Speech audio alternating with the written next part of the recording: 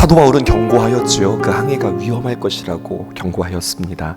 그는 죄수인 모인지라 배는 결국 출항을 하고 그의 말은 전혀 그들에게 들리지 않게 되었습니다. 선장과 그리고 백부장은 결국 베닉스로 가기로 결정하고 배를 출항시켰습니다. 그 결과 어떻게 되었지요? 유라굴로라고 하는 광풍을 만나서 14일간이나 해도 달도 보지 못하고 풍랑 속에서 정신없이 헤매면서 둘째 날부터 시작해서 배에 실었던 모든 짐들을 다 버려야 했고요. 셋째 날에는 기구들까지 다 모두 버려야 했고, 그러고도 계속되어지는 풍랑에 성경에 기록되어져 있기를 살 소망마저 잃어버릴 정도가 되었다. 다시 말해서 이렇게 우리는 죽는구나, 이렇게 그들은 말할 수밖에 없는 처지가 되었습니다. 그런데 사도 바울을 통하여서 배 안에 있었던 모두가 다 살아나는 이야기가 오늘 성경에 기록되어져 있거든요.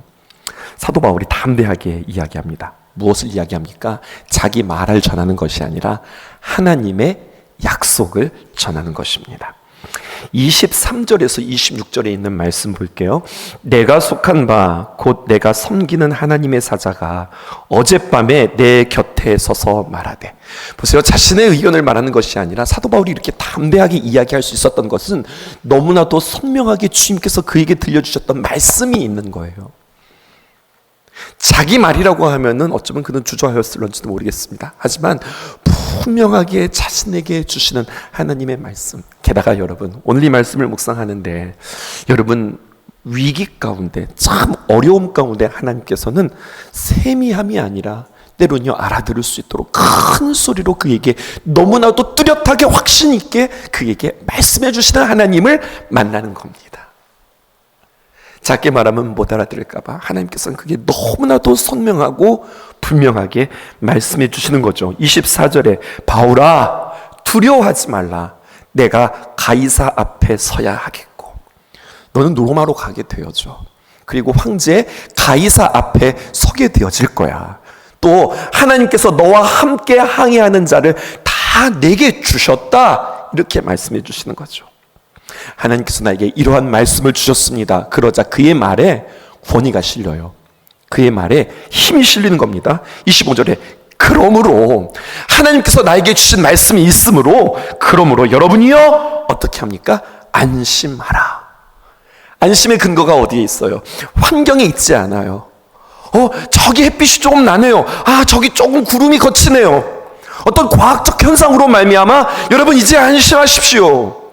이것이 아니라 하나님의 선명한 말씀이 있으니, 어쩌면 사도 바울이 이렇게 이야기할 때에 유라굴로 광풍은요 더 미친 듯이 바람이 불렀을지도 모르겠습니다. 그런데도 불구하고 여러분이 안심하십시오. 나는 내게 말씀하신 그대로 되리라고 무엇을 믿습니까? 하나님을 믿노라. 여러분 이곳에 여러분 밑줄 칠 수 있기를 주님의 이름으로 축복합니다. 우리는 누구를 믿습니까? 하나님을 믿습니다. 하나님의 말씀을 믿는 겁니다. 내게 주시는 그 하나님의 귀한 말씀을 신뢰하는 겁니다. 26절 그런즉 우리가 반드시 한 섬에 걸리리라 이렇게 이야기합니다. 276명이나 되어지는 많은 사람이 타고 있었어요. 그 중에는요 군인도 있었고 선원도 있었고 여행객도 있었고 장인들도 있었고 죄수들도 있었습니다. 바울은요 어떤 신분이에요? 그들 가운데 전혀 눈에 띄지 않고 전혀 어떤 영향력이 없는 죄수의 신분이었습니다. 누가 그의 소리를 귀 기울일까요? 여러분 끝난 인생이라고 생각할 것입니다. 그런데 풍랑이 일고 보니까 죄수였던 사도 바울을 통하여서 그 배에 탄 모든 사람들의 생명이 구원되어져 있는 그러한 역사를 우리는 보게 되었습니다. 우리도 마찬가지지 않을까요? 우리가 겉으로 볼 때는 말이죠, 우리 또한 세상 사람들 앞에서 특별히 나을 것이 없는 사람들입니다. 아니, 특별히 나을 것이 없기보다 오히려 세상 사람들보다 더 못한 우리들의 모습은 아닐까요? 그래도 우리 예수 믿는 성도들에게 세상 사람들에게 없는 놀라운 것이 있는데 그것은 바로 우리 안에 예수님이 계시다고 하는 사실입니다. 아멘이세요? 그 예수님이 어떤 분이십니까? 우리에게 참 생명이고요, 예수님이 진리이고요, 예수님께서 부활되시고요, 예수님께서 우리에게 영원한 참 생명수 되시고요. 이번 여름 성경학교를 통하여서 우리에게 고백되어지는 바 예수님은 우리의 빛이시고 선한 목자시고 또 참 포도나무시고 예수님은 우리의 구세주임을 우리는 고백하지 않습니까? 그분이 내 안에 계시는 거예요. 예수 믿는 성도들의 마음의 중심에 예수님이 계시다. 이것을 늘 우리는 기억하면서 밖으로 볼 때에는 보잘것 없어 보이는 존재라 할지라도 결정적인 순간이 되어지면 하나님께서 쓰시겠다 하면 부족한 자의 입을 통하여서 하나님께서 일하시고 역사하신다. 오늘 그렇게 저에게 위로하시는 것 같아요. 기도해 주시죠. 주일부터 시작하여서 오늘까지 대전 주양교회에서는 성전을 건축하고 성전 입당 부흥성회를 합니다. 입당 예배 또 봉헌 예배를 드리기 전에 저는 참 좋은 감각이라고 생각해요. 그 무엇보다도 다시 한번 성도들이 모여서 하나님 앞에 열심히 기도하고 부흥회를 열고 말씀 잔치를 하는 그 모습이 참 귀한 것 같은데 오늘 이제 마지막 날 제가 가게 되었습니다. 특별히 저희 장로님들과 함께 가게 되었거든요. 단순히 가서 장로님들 제가 말씀 전하니까 응원해 주세요 이런 개념이 아니라 함께 그 예배를 체험하고 싶고요. 또 그 교회에 대한 어떤 역사와 또 그 교회의 특별한 프로그램과 양육과 이러한 것들을 우리가 실제 현장에서 보고 또 세미나하는 귀한 시간들을 우리가 가지려고 그래요. 친구 찬스 쓰는 거죠. 귀한 걸음 가운데 여러분들 기도해 주시기를 바라고 부족한 자가 오늘 하나님의 말씀 대원할 텐데 하나님 귀하게 역사해 달라고 앞에 보았더니요 너무나도 기라성과 같은 너무 좋은 귀한 목사님들이 앞에서 말씀을 전해서 내가 그것을 감당할 수 있을까 부족하지만 오늘 말씀이 또다시 한번 힘을 얻고 나아갑니다. 고린도후서 4장 7절 말씀이에요. 우리가 이 보배를 질그릇에 가졌으니 아멘이십니까? 우리는 질그릇이지만 우리 안에 예수라고 하는 귀한 보배를 가진 겁니다. 이는 심히 큰 능력은 누구에게 있는 거예요? 하나님께 있고 우리에게 있지 아니함을 알게 하려 함이라. 예수님이 우리 안에 계신 것을 보배가 질그릇에 있다고 이렇게 고린도후서에서는 우리에게 표현하고 있는데요. 우리 안에 오신 예수님, 중요한 것은요 이것을 마귀도 안다는 거죠. 우리도 알지만 마귀도 알아요. 성도들은 그들이 사실 아무것도 아니지만 성도들 안에 예수님이 오신 것 때문에 여러분 성도들은 대단한 사람이 되어지는 겁니다. 그리고 이것에 대해서 마귀가 골치 아픈 거죠. 이 말은 성도 안에 예수님이 계시지 않으면 여러분 그 사람은요 아무것도 아니게 되어지는 거예요. 그리고 성도를 바라보는 마귀는요 아주 우습게 보는 거죠. 우리를 마음껏 가지고 놀 수 있기 때문에 그렇습니다. 그래서 마귀는 우리에게 돈을 뺏고 건강을 뺏는 것보다 무엇을 뺏으려고 아주 혈안이 되었습니까? 우리의 믿음을 뺏으려고 혈안이 되어 있습니다. 내 안에 예수님이 계시다라고 한 이 확신을 빼앗으려고 주님과 우리가 친밀하잖아요. 이 친밀함을 어떻게든지 빼앗으려고 수단과 방법을 가리잖아요. 그럼 여러분 우리 안에 예수님과 친밀함을 갈라놓는 방법이 무엇일까요? 우리 안에 예수님을 붙잡고서 그냥 잡아 끌어내립니까? 아니요. 여러분 잘 들어보세요. 우리 안에 예수님과의 그 친밀함이 어느새 서먹서먹해지시고 그리고 불편해지는 것은 딱 한 가지입니다. 우리 안에 죄가 있어서 허물이 있어서 죄가 있고 허물이 있으면 주님을 바라보는 시선이 하나 둘 막히기 시작하는 거예요. 그러므로 십자가의 거룩한 보혈로 날마다 우리의 모습을 점검하고 씻고 주님, 내가 주님 앞에 섭니다 고백하는 귀한 고백들이 우리에게 너무나도 중요한 것입니다. 주님과의 친밀함은 무엇이 우리를 갈라놓는가? 그것은 죄가 우리를 갈라놓는다. 그러기에 그 죄의 문제까지도 해결하시기 위해서 주님께서는 우리에게 십자가를 허락하셨다. 이것을 잊지 않기를 주님의 이름으로 축복합니다. 주님과 가까울 뿐만 아니라 성경은 우리에게 더 이렇게 도전하죠. 가까울 뿐만 아니라 주님으로 인하여서 충만하라. 이게 결국 무슨 말일까요? 성령 충만하라. 주님은 우리에게 이렇게 도전하는 겁니다. 그 배에는요 별의별 사람들이 다 있었어요. 다 좋은 사람은 아니었습니다. 이 사람들이요 성경을 연구해 보니까 굳이 그 겨울에 베닉스에서 겨울을 나려고 하는 이유가 있었어요. 왜냐하면요, 그 베닉스는 큰 항구일 뿐만 아니라 선원들에게 있어서 이 베닉스는 활락가가 많았습니다. 그들이 놀거리가 그들의 어떤 말초신경을 자극할 수 있을 만한 모든 그런 환락의 장소가 거기에 너무 많았어요. 그러니까 위험한 줄 알면서도 무리하게 강행을 하는 거죠. 이 중에는 사람을 죽이는 일은 아무렇지도 않게 생각하는 로마 군인들도 있었고요. 전쟁터에서 수많은 사람들을 죽여본 경험이 있는 그들에게 사람 죽이는 거 그거 별거 아닌 사람들이었습니다. 그 배에는 죄인의 신분으로 압송되어지는 정말 질이 나빴던 그러한 사람들도 있었고요. 그런데 하나님의 마음은 뭐예요? 별의별 사람들이 다 있었지만 모두가 다 구원받기를 원하는 것이 하나님의 마음이었습니다. 그래서 어제 말씀이시죠? 22절에 담대하게 그 배에 타고 있는 모든 사람들에게 하나님의 뜻을 전했는데요. 이제는 안심하라. 너희 중 아무도 생명에는 아무런 손상이 없겠고 오직 배뿐이니라. 배는 깨진다. 배는 다 파산되어진다. 하지만 생명에는 전혀 문제가 없다. 이것을 말씀하고 사도 바울은 이것에 대하여서 응답을 받은 겁니다.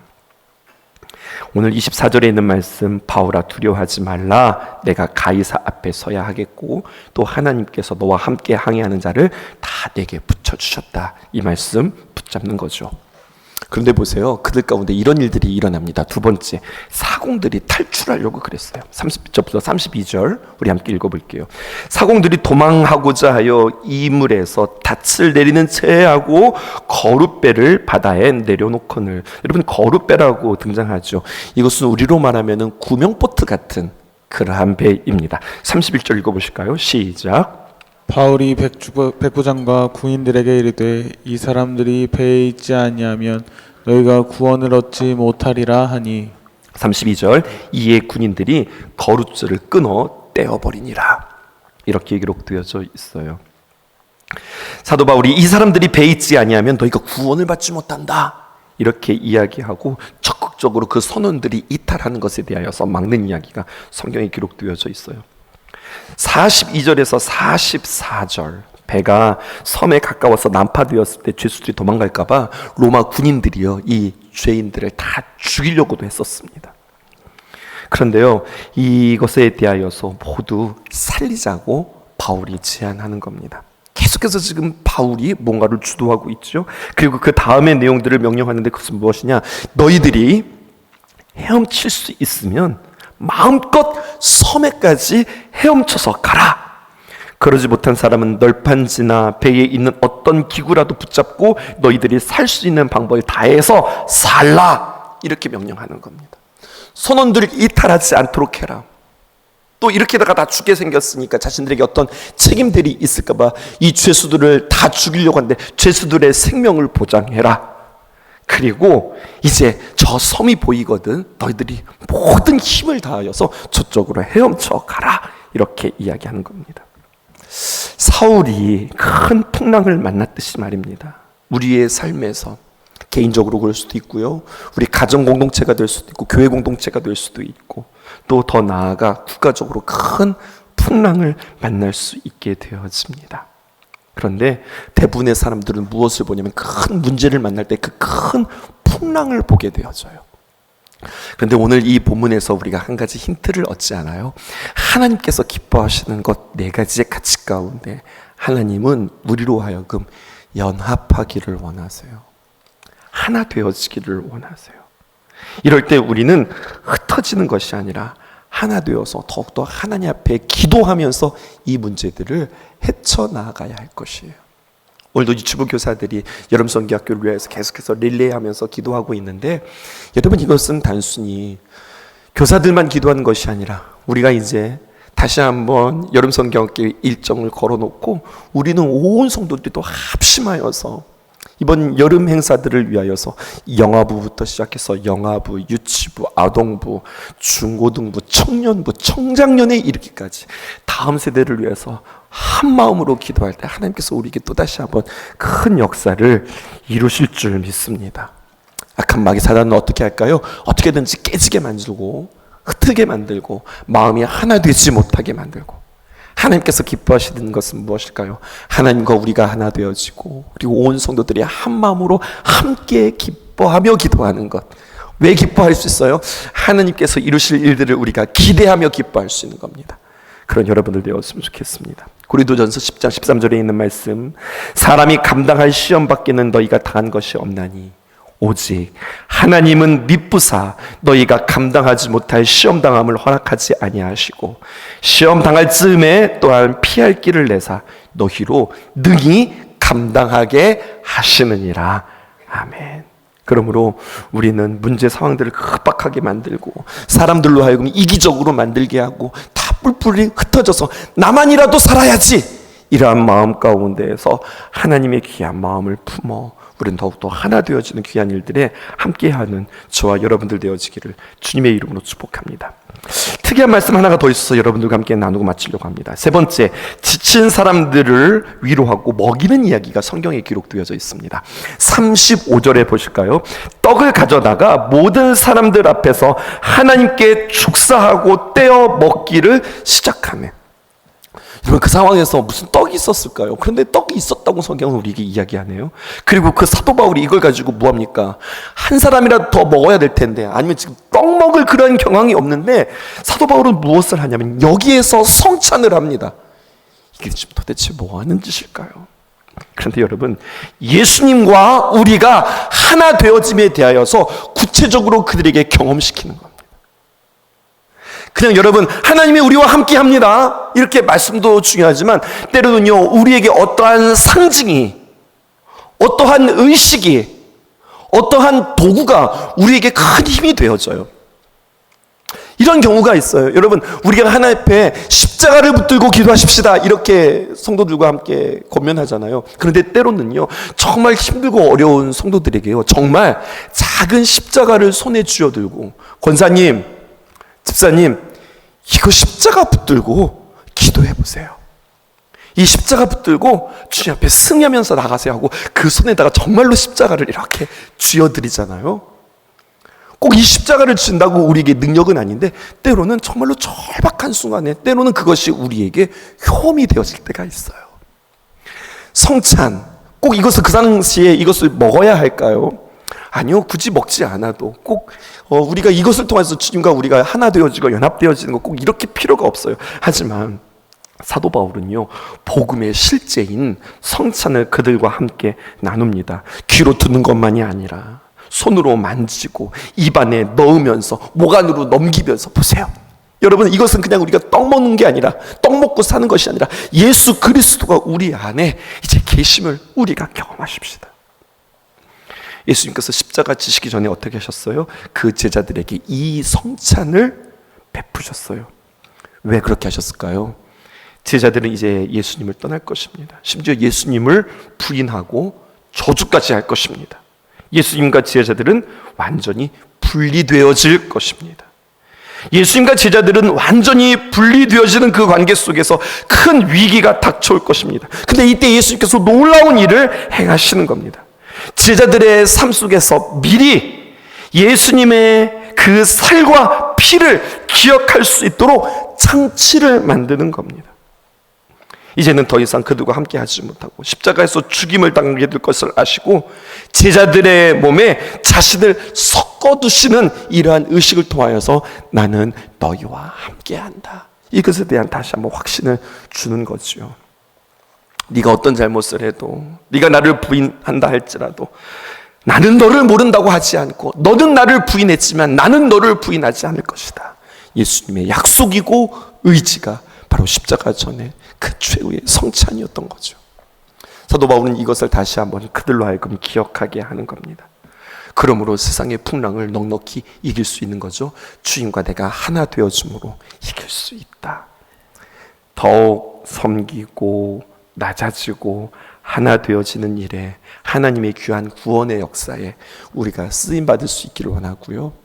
여러분, 우리의 귀한 섬김을 통하여서 오늘 이 시간 기도할 때에 우리의 마음속 깊숙한 곳까지 우리 주님께서 함께하여 주셔서 붙드셔서 내가 오늘 무엇을 만나든 또 어떤 어려움들이 있든 우리가 주님과 함께 넉넉히 승리하는 삶, 유라굴로라고 하는 큰 광풍을 만난다 할지라도 주님과 함께 있으면 우리는 넉넉히 이깁니다라고 하는 담대함뿐만 아니라 그것을 실제로 경험하는 저와 여러분들 되어지기를 주님의 이름으로 축복합니다. 십자가를 질 수 있나 주가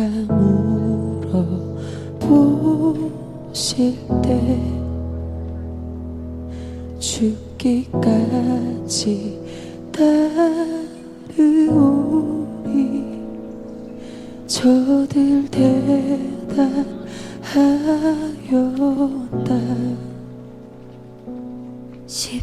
십자가를 질 수 있나 주가 물어보실 때 죽기까지 따르오리 저들 대답하였다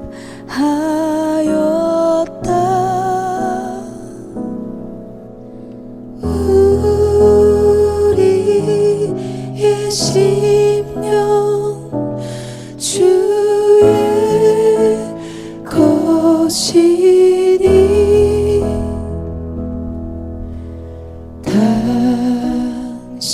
당신의 형상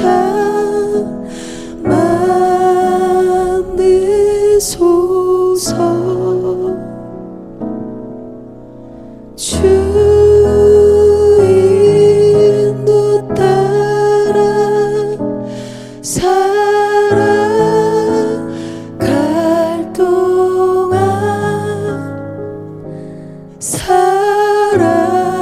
사랑과 충성 늘 바치오리다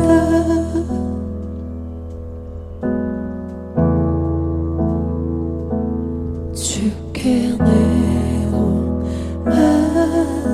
맡기겠나 죄 웃으니 믿으며 걱정 근심 어두운 그늘 너를 둘러 덮을 때 이런 일 다 할 수 있나 주가 물어보실 때 용감한 자 옛말처럼 선뜻 대답하리라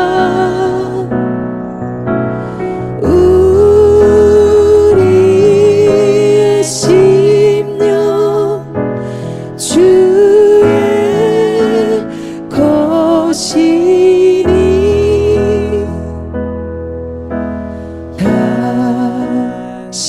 당신의 형상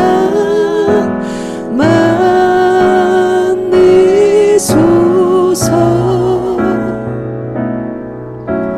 주 인도 따라 살아갈 동안 사랑과 충성